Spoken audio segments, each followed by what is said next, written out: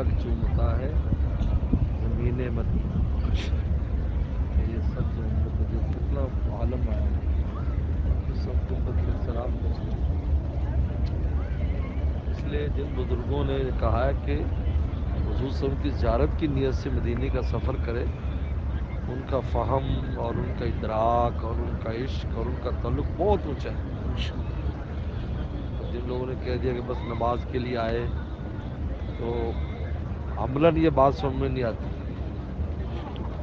یہ جو لوگ آئے ہیں یہ عملاً سب سے پوچھ لو روزے پر حاضری کے لیے آئے عملاً. اس لیے لکھا ہے کہ عملاً جو ہے یعنی یہ نیتوں کو روزہ اقدس پر حاضری دے دیں, پھر نماز بھی پڑھ لیں, پڑھیں گے. انہوں نے کہا جنہیں حاضری کی بعض لوگوں نے کہہ دیا کہ جی خوش طبع لوگوں نے کہ صرف نماز کی نیت سے آئے, یہ نیت نہ کرے آپ. لیکن یہ عالم جو آ رہا ہے ان پر عملی طور پر مقبول کن کا نظریہ ہوا ہے. اور تلقی بالقبول جو ہے امت کا کسی کے بات کو قبول کرنا عند اللہ قبولیت کی علامت ہے.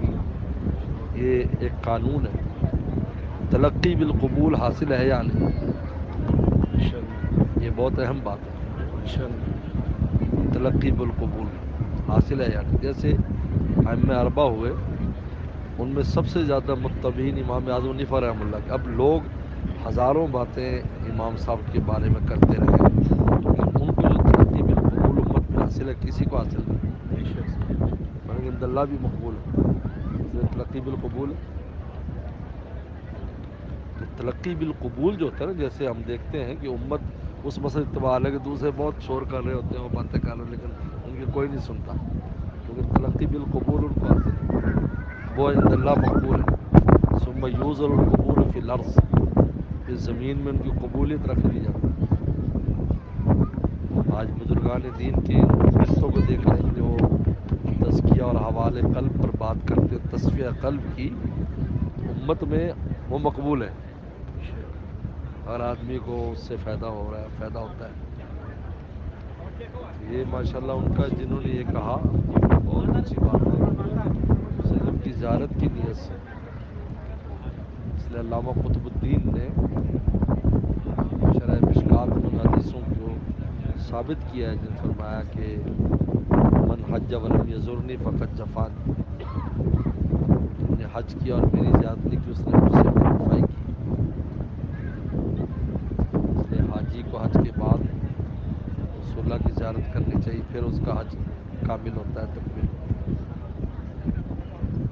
اللہ کا کروڑوں بار شکر ہے, تصور نہیں کر سکتے. کیا فرماتے ہیں شیخ نہ کرو اور اس کے مطابق کہا یہ میری قسمت یہ زیارت روزے کی, میں جاگتا ہوں یا رب یہ خواب دیکھتا ہوں.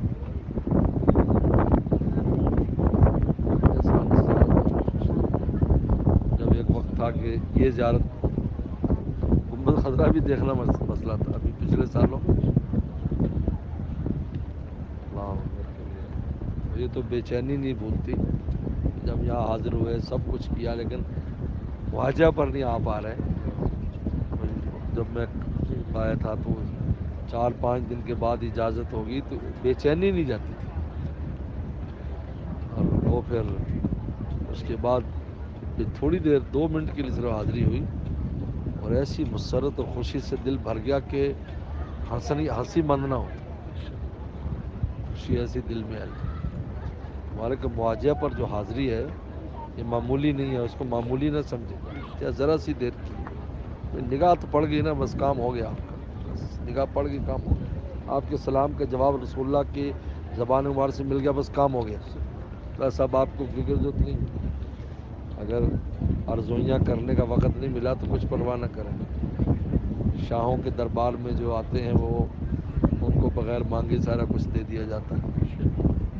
شاہی آداب میں سے